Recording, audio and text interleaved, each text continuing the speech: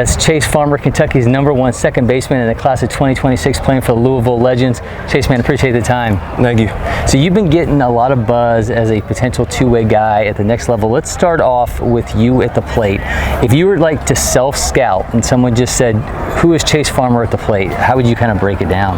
You know, balance hitter, can pop it out in the outfield for an extra base hit, and tries to mainly get through the ball and send it up the middle or other way, and try and get good base hits and, you know, home runs coming in. But how do you kind of work an approach within an at-bat? So let's say, you know, you're looking fastball early, maybe you don't get it, you know, maybe a guy is pitching you backwards. How do you kind of approach it at bat depending on what you see early?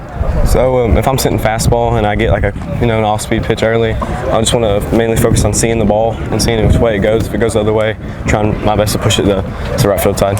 In terms of the pitching, where do you feel like is the biggest strength for you right now as you develop that part of the game?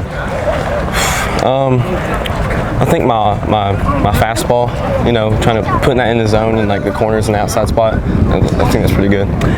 I was interested to find out where guys draw inspiration as players. Sometimes they see guys on TV, sometimes it's coaches, you know, mentors that they have. Who's made a big impression on you as a player at this point? I think my dad has, because he's been my coach growing up, and he's also been like one of my greatest teachers, you know, helping me with the game and developing.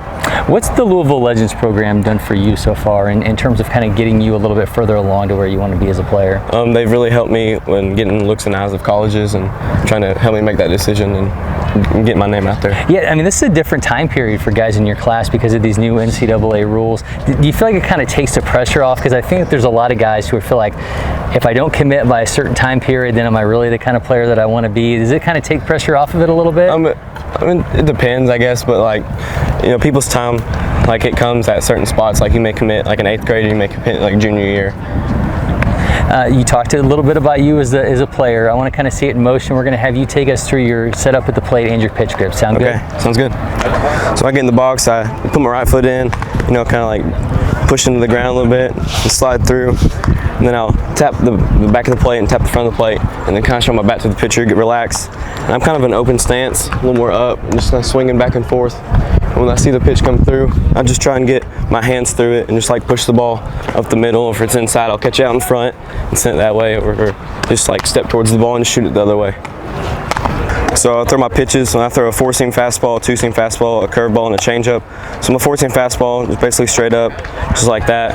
And then you kind of just release. I try and release more over the top, just kind of whip that down. 2-seam's the same way, just like that. I'll whip that down. On my curveball, I have the U up, and I just kind of slide my finger right there. I put a lot of pressure on my middle finger. When you kind of get to the top, you just try and whip that down, and it creates a lot of spin. And on my changeup, I like to get the U on this side, kind of like a backward C, and then put my middle finger and my ring finger right here, and then drop my pinky down and have this finger resting on that seam, and then just connect these 2 fingers. When you throw it, it kind of just like self-pronates, like it just kind of goes like that way, and just kind of slides into the inside part of the box. Chase, man, thank you so much for doing that. Thank you for having me. You're welcome. If you're not already, make sure you follow LakePoint Sports on all our social media channels. Hit that subscribe button on YouTube for so much more happening here on campus.